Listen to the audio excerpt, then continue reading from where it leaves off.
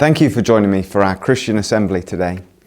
Through these assemblies, we're exploring the book of Daniel from the Bible and seeing what Christians believe and what the Bible teaches. Today in our assembly, we're looking at chapter 4 of Daniel. The message of today's story is all about pride. Now, there's nothing wrong in being confident in who you are. This is a good thing. It's good to know who you are and what you're good at. The Bible teaches that God made us and every one of us is so special to Him. The Bible says that He thinks about each one of us each day. He knows our strengths and He knows our weaknesses. And He wants to have a friendship with us. It's good to know who we are and know that we're loved. But pride becomes a big problem when we begin to think we're better than we actually are. This is sometimes called arrogance. Can you tell me what is the middle letter of pride? It's I. You see, pride can be dangerous because the kind of pride I'm talking about here, as we will see in our story, is completely focused on I, on self. When a person becomes completely focused on themselves instead of others, their life can become a bit ugly. Do you remember the Babylonian king? His name was Nebuchadnezzar. He was the head of gold in his dream. He had great power and authority. He made a huge statue and he demanded that people bow down to it. He was a dictator. He made people follow his rules and he thought he was better than anyone. Pride filled his heart and was growing more and more ugly. One day, the king had another dream that filled him with fear. Just like his dream before, he knew there was a meaning for it. It troubled him. It was a terrible nightmare. He called for all his fortune tellers, magicians, wise men and scientists. He demanded again that they tell him the meaning of the dream, but they couldn't. So he called for Daniel. "Belteshazzar," he said. That was Daniel's Babylonian name. "I know that there is something special about you. You know God in a way that no one else does. You know from Him about hidden secrets and mysteries. Listen to my dream. I dreamed of a great big tree. It was standing in the middle of the earth and was so big it touched the sky and could be seen from anywhere on the earth. The leaves of the tree were beautiful and there was so much fruit on it. Birds rested in its branches. The animals of the earth would find shelter under it and eat its fruit. Then suddenly, a holy angel came down from heaven and called out, 'Cut down the tree, cut down its branches, strip off its leaves, scatter its fruit around. Let the animals that are under the tree run away. Let the birds that were in its branches fly away. But let the stump and its roots stay in the ground. Put a band of iron and bronze around it. Let it stay in the field with the grass around it. Let the man become wet with dew. Let him live among the animals and plants of the earth. Let him not think like a man any longer. Let him have the mind of an animal for 7 years. This is so all the people may know that the Most High God rules over the kingdoms of men. God gives those kingdoms to anyone He wants, and He chooses people to rule them who are not proud. That, Belteshazzar, is what I dreamed," the king finished. "Please, Belteshazzar, tell me the meaning of my dream." Daniel was quiet for some time. His thoughts made him afraid because God was revealing to Daniel the meaning of the dream, and it wasn't a good thing that was going to happen. The king said, "Belteshazzar, do not let the meaning of this dream make you afraid." Daniel went on to explain the meaning that God revealed to him. "My king, I wish this dream was about your enemies. My king, you are that tree." Nebuchadnezzar liked the first part of this. He liked the idea that he was the great tree, the greatest. He thought he was better than anyone else in the world. But Daniel went on to explain, just as the tree was cut down, you will lose all of your power. You will wander in fields like a wild animal. You will eat grass like a cow. You will be completely humiliated for 7 years. But then, King, after 7 years, you will come to your senses that God alone is above all. Just as the stump remained, your kingdom will be given back to you. Oh, King, please listen to me. Stop sinning, King. Stop being so unkind to the poor. If you listen to the meaning, you might continue to be successful. Time went by. 12 months later, the king was walking on his palace roof, and he said, "Look at Babylon. I built this great city. It is my palace. I built this great place by my power to show how great I am." Do you notice there were a lot of I's, my's? He was obsessed with himself. Pride had become a very big problem. The words were still in his mouth when a voice came from heaven. The voice said, "King Nebuchadnezzar, these things will happen to you. Your royal power has been taken away from you. You will be forced away from people. You will live like a wild animal. You will be fed grass like an ox.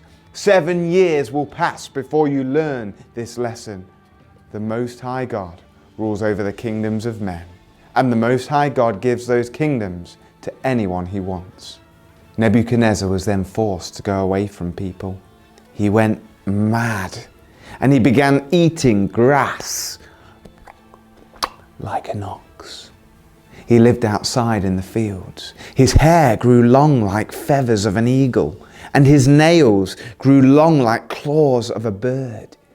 He was brought so low that he lost everything. Then at the end of those 7 years, Nebuchadnezzar looked up towards heaven. He suddenly recognized that God was so much greater than him, and that everything he had ever had was from God. He saw that he needed God and could trust God, and then suddenly he could think clearly again. Then God gave him back his kingdom and power. He became king again, and King Nebuchadnezzar sent a message to all the people in the world at that time, and his message read, "The Most High God has done miracles and wonderful things for me. I am happy to tell you about these things. The things he has done are great. His miracles are mighty. God's rule is forever. Everything he does is right. He is always fair. And he is able to make proud people humble." You can see how pride messed up Nebuchadnezzar's life. He was full of his own self-importance, and that was what spoilt him. The Bible teaches that we're all of importance to God, and that no one is seen as more important than another. The king was brought back to his position when he realized that he was just a small person, and that God was in control and above all. He realized that God always does what is right and fair. It's interesting that years later, the Bible teaches that God sent his son into the world. And his son didn't come shouting of how great he was with trumpet fanfares. He came quietly to a dirty place where animals were kept. He lived a humble life, preferring others to himself. He eventually was willing to be treated like a criminal, and he was killed on a cross. Jesus showed us God's love in this way. Nebuchadnezzar showed us what it means to be proud. Jesus shows us what it means to be humble. Let's have a quiz, and let's see how well you've listened today. Hey there, everyone. I'm not sure how this happened, but we seem to all be trapped inside the mystifying maze. We need to find someone to help us get out. Oh, wait! I bet you can help. To escape from this maze, we need at least one person to unlock the 5 doors that stand between us and freedom. If you can't do it, we'll just be trapped inside this maze. Forever. No pressure, though. So, if everyone can please stand up, we'll get started. The rules are simple. We'll see a series of locked doors. At each one, you'll be given 2 actions to choose from. If you choose the correct action, the door will unlock, and you can stay standing. If you choose the wrong action, then please take a seat and cheer your teammates on. Everybody got it? Good. Let's head to the first door. All right. Looks like this door will be unlocked with either a fist bump or a high five. I'm not sure which, though. What do you think? If you think it's a fist bump, do an air fist bump. If you think it's a high five, do an air high five.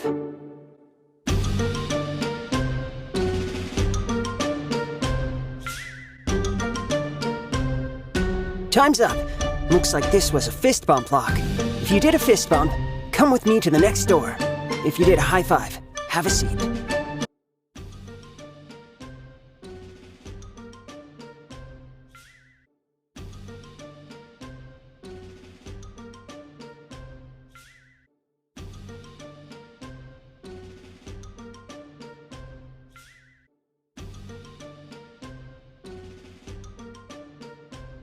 This next door will be unlocked with either a salute or a karate chop. What do you think it is? If you think it's a salute, do your best salute. If you think it's a karate chop, do a karate chop and say, "Hi-ya!"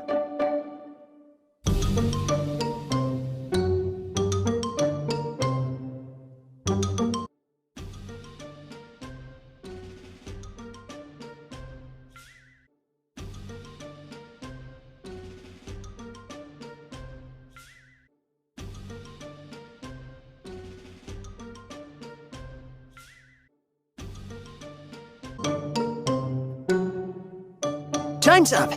Looks like the correct action was the karate chop. If you did a salute, please take a seat. Don't worry though, we'll come back for you. This third door might be a little trickier.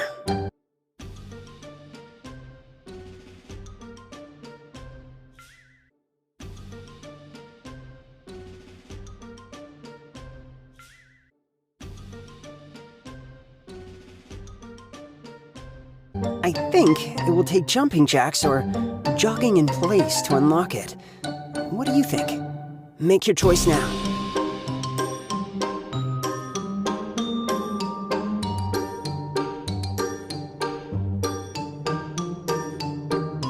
Time's up. Looks like it was jogging in place. If you were jogging in place, please jog to the next door with me. We're almost out of here.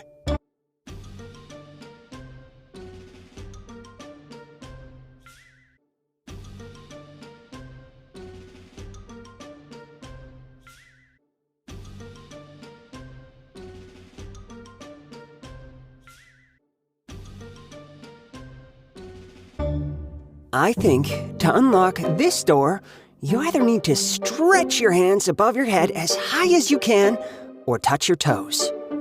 It's hard to tell though. Which do you think it is? Do the one you think will unlock the door now.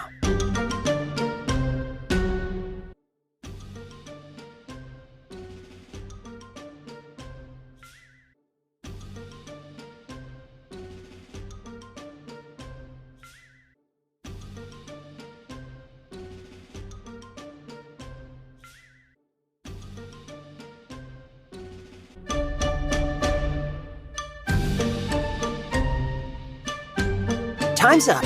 Looks like the correct action was hands above your head. If you touched your toes, please sit down. Don't worry, the rest of us are gonna get everybody out of here.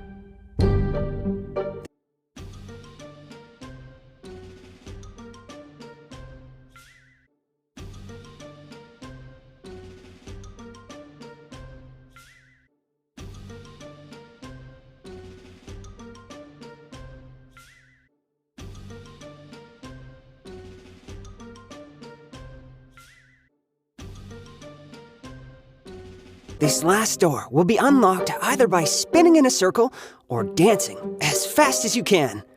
What do you think it could be?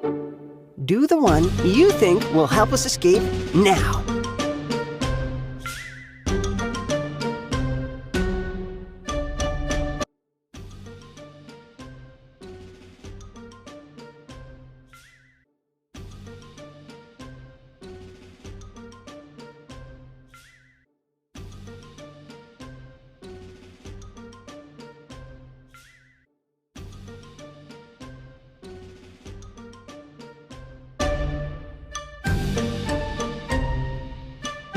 time's up. Good news. It looks like both of these actions opened the last door.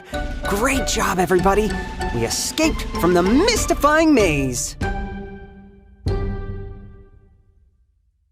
Thank you for joining me again today. We've been thinking about the dangers of pride, when me, becomes too much. Hopefully there was something for you to think about. Well, it's bye from me. See you next time.